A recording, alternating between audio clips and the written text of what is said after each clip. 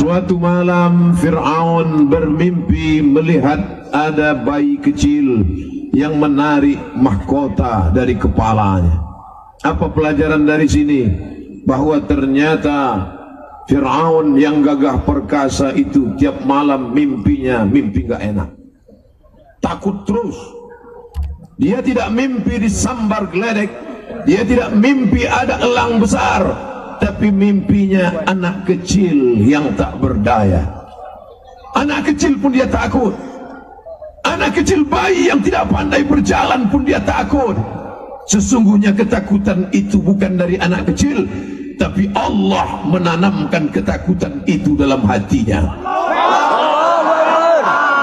Lalu begitu bangun pagi, dia kumpulkan semua.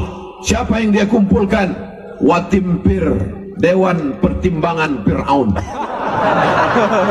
Dia tanya, "Hai Dewan Pertimbangan Fir'aun, tadi malam aku bermimpi melihat ada anak kecil yang menarik mahkota dari kepalaku. Apa pendapat kalian?" Sebenarnya Fir'aun itu jahatnya cuma 50%, tapi ternyata penasehat-penasehat itu gila semuanya. Apa kata mereka? Semua anak kecil yang lahir kita razia, kita tangkap, kita pancung kepalanya. Itu diceritakan di awal-awal Al-Quran, di surah Al-Baqarah. Tidak ada dalam Al-Fatihah. Itu ada di dalam Al-Baqarah. Yuzabbihuna abna'akum, anak-anak kecil potong kepalanya, pancung. Maka mereka periksa semua. Yang kebetulan hasil USG-nya 9 bulan 10 hari. Mereka takut, cemas. Semua anak kecil tangkap, pancung. Apa salah anak kecil? Tidak berdaya. Mengapa tidak bapaknya yang dipancung? Mengapa bukan ibunya yang dipancung? Mengapa anaknya? Karena yang datang malam itu anak apa bapak? Anak. Ternyata anak kecil pun kalau menakutkan dia harus dipancung. Bapaknya kalau tidak menakutkan biarkan saja. Ini anak harus dihabisi, dia harus dipotong.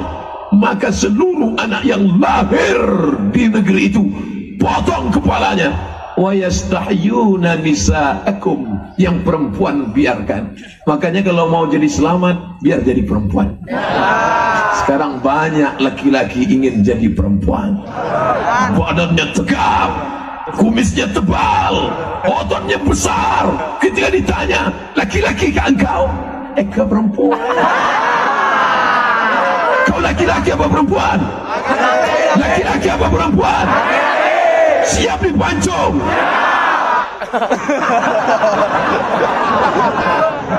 Kita semua laki-laki di sini sudah pernah dipancung. Kelamin kita, hitan. Kita tidak takut itu, kita tidak ngeri itu, karena di tempat tidur pun kau akan mati. Dirazia semuanya. Wa makaru, mereka melakukan tipu daya. Wa makarallah, Allah balas tipu daya mereka. Bagaimana caranya? Wa auhayna ila ummi Musa. Apa arti ummi? Mak-mak. Tidak ada cerita tentang ayah Musa. Allah begitu indah melakukan skenario. Maka dia panggil ibu Musa. Wa auhayna ila ummi Musa, kami kirimkan ilham ke hati ibu Musa. An ardihi, susukan anakmu.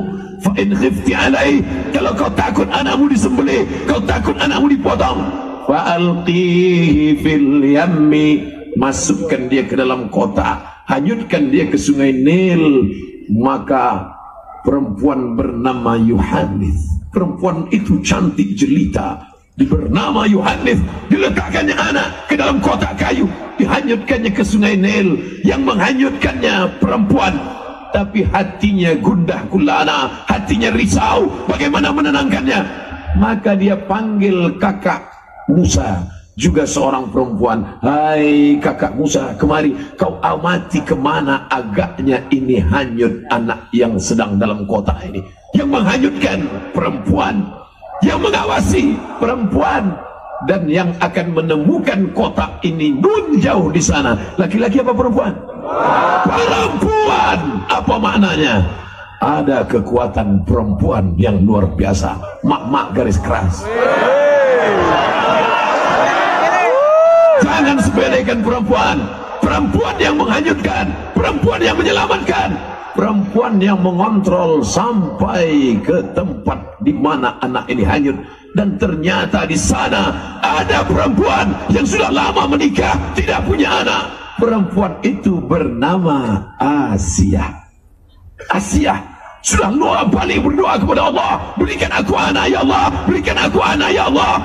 Allah tidak mau Asia yang solehah punya anak, rahimnya mengandung janin yang jahat dari Fir'aun. Tapi Allah berikan kemuliaan, dia tidak pernah mengandung, dia tidak pernah hamil, tapi dia punya anak, seorang nabi. Kau bukan anak kandungku yang lahir dari rahimku, tapi kau anak angkatku, lahir dari hatiku. Ibu yang tak punya anak, kau mandi ke sungai, mungkin ada anak yang hanyut. Ketika dia sedang mandi di tepi sungai Nil, dia lihat ada kotak, dia panggil pengawal, dia panggil dayang-dayang, dia panggil Satpol PP. Itu ada anak berenang, ambil, tarik. Begitu ditarik, ternyata dibuka kotaknya. Wow, amazing. Ada sesosok bayi. Yang lain boleh kau potong, yang lain boleh kau habisi, yang lain boleh kau pancung, tapi ini dijaga. Siapa yang menjaganya? Allah. Siapa yang mengirim mimpi menakutkan itu pada Firaun? Allah. Siapa yang menampakkan anak kecil yang menakutkan itu? Allah. Siapa yang mengilhamkan supaya anak itu hanyut? Allah. Sulitkah bagi Allah menyelamatkan? Kita yang merasa sulit. Ini kuasa Allah, ini pengaturan Allah, ini tadbir Allah. Innama amruhu idza arada syai'an ayyaqula lahu kun. Malam ini kita beramai sedang mengetuk pintu-pintu langit dengan selawat, dengan tawassul kepada Rasulullah, kepada habaib, kepada orang-orang yang darah Nabi mengalir dalam darah mereka.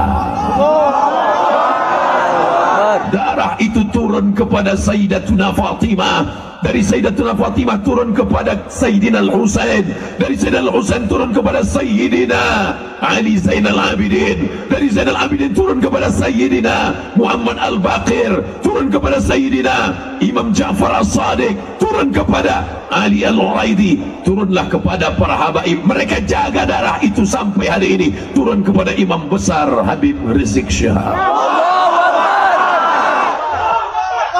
Al-Husain minni wa ana minal Husain. Husain dariku dan aku dari Husain. Ditanyakan makna hadis itu kepada mufti Mesir, Al-Imam Al-Akbar, Profesor Dr. Syekh Ali Juma. Apa makna ana minal Husain? Aku dari Husain, kata Rasulullah. Man yu'dhu Husainan, siapa yang menyakiti Husain. Man yu'dhi Husainan, siapa yang menyakiti Husain, menyakiti aku. Darah itu mengalir dalam darah mereka, darah itu mengalir dalam tubuh mereka. Tidak ada rasa takut dalam diri mereka, sebagaimana dulu tidak ada pernah rasa takut dalam kakek buyut mereka, Sayyidina Al-Husain, Sayyidina Ali bin Abi Thalib, Sayyidina Muhammad sallallahu alaihi wasallam. Kita yang takut, kita yang cemas. Abdul Somad, darah siapa yang mengalir dalam dirimu? Darah bapakku. Adakah rasa takutmu? Tidak ada. Tidak ada rasa takut itu lagi, karena kebetulan ramai. Ketika pulang ngeri juga. Saudaraku yang dimuliakan Allah Subhanahu wa taala, apa yang terjadi? Ternyata ancaman yang ditakutkan, ternyata ancaman yang dilihat dalam mimpi, disangka sudah selesai, disangka sudah mati, ternyata ancaman itu masuk ke dalam rumah sendiri. Adakah yang lebih mengerikan daripada itu? Ancaman dalam selimut kita sendiri, di dalam kamar kita sendiri, di dalam rumah kita sendiri. Anak itu ada. Fir'aun setiap kali melihat bayi itu ketakutan. Jangan-jangan ini dia, jangan-jangan ini dia, ini yang kulihat dalam mimpiku, ini yang kulihat dalam mimpiku. Akhirnya dia katakan, oh my darling Asia, bagaimana kalau anak ini kita tes, fit and proper test. Bagaimana cara kita mengetesnya? Kita letakkan roti dan api. Nanti kalau dia memilih roti, berarti ini anak yang kukhawatirkan, karena dia tahu mana roti, mana api. Kita tes, diletakkan roti, diletakkan api, tentu saja tangan itu ditarik oleh setan. Pegang roti, pegang roti, pegang roti. Makanya bapak-bapak tidak mau memegang roti, dia lebih memilih mancis. Tangan mulai mendekati roti, tapi datang malaikat menarik tangan Musa sehingga tangan itu mengambil bara api, dikulum dalam mulutnya, maka lidahnya agak sedikit terluka. Maka ketika dia akan menghadap Fir'aun, dia berdoa, Rabbi syrahli sadri wa yassirli amri wahlul 'uqdatam min lisani. Lapangkan dadaku, mudahkan urusanku. Dan ketika aku bicara tidak celat, lidahku lantang bicara. Beberapa menit saya sampaikan cerita ini. Apakah cerita ini bisa difahami? Berarti lidah saya tidak terkena bara api. Rabbi syrah li sadri wa yassir li amri wahlul 'uqdatam min lisani. Betapa hebat Firaun dengan penasehatnya, dengan tukang sihirnya. Tapi bagi Allah itu hanya kecil saja. Allahu Akbar. Ancaman yang kau takutkan, yang kau potong, yang kau habisi, justru ancaman itu datang ke dalam rumahmu sendiri dengan penguasaan Allah. Apa akhir cerita Fir'aun? Fir'aun mati dalam keadaan yang lucu. Seandainya kita baca sejarah, Fir'aun mati dilarikan burung elang gagah perkasa, jantan. Fir'aun mati diterkam harimau, mantap. Fir'aun mati disambar petir, hebat. Fir'aun mati tersedak di Laut Merah, mati. Al-yawma nunajjika, hari ini kuabadikan badanmu, jasadmu, bibadanika, badanmu gagah perkasa, tidak dimakan cacing tanah. Litakuna liman khalfaka ayah, supaya orang-orang yang datang setelah engkau mengambil pelajaran dari Fir'aun. Rumahnya, kuburnya, makamnya, istananya tegak berdiri, patung-patung, tenda-tenda tegak berdiri. Tapi apa yang terjadi? Jasadnya terbujur kaku. Di samping Sungai Nil, Tahrir Square, ada museum besar. Kami ketika kuliah dulu melihat jasad Fir'aun. Pergi kami ke museum, langsung menemui security. Where is Fir'aun?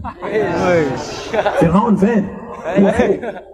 Ternyata walaupun sudah mati, tempatnya di atas juga. Mana Fir'aun? Dia di atas.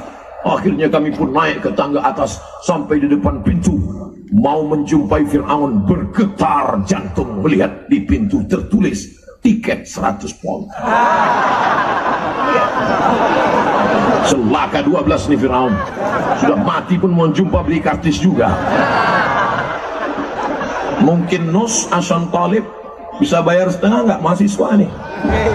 Sampai di dalam, melihat dia terbujur kaku di dalam peti kaca.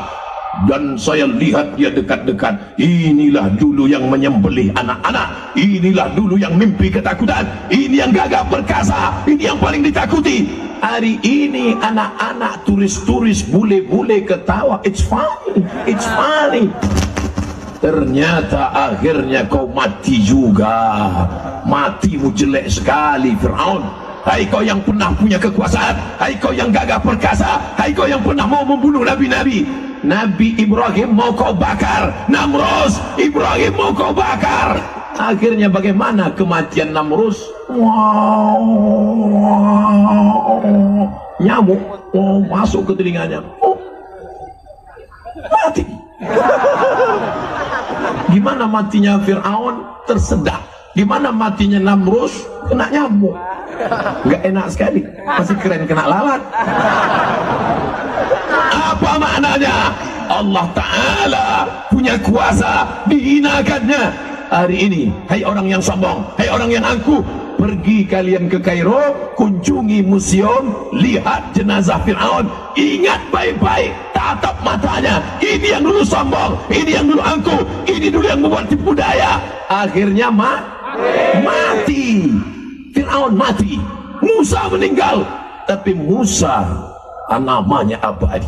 Hitung di Indonesia berapa banyak orang bernama Musa. Ada nggak di Indonesia kenalan Pak, nama saya Firaun?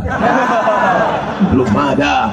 Saya lihat jasadnya yang terbujur kaku di dalam kotak kaca. Inilah dia yang sombong dulu, inilah dia yang membuat tipu daya. Akhirnya kau mati juga Firaun. Tapi walaupun begitu saya tetap takut. Saya baca ayat kursi Allahul Qayyum la ta'khudhuhu sinatun wa la nawm. Saya lihat hidungnya, saya lihat kukunya, jasadnya masih ada, rambutnya masih ada. Akhirnya kau mati juga.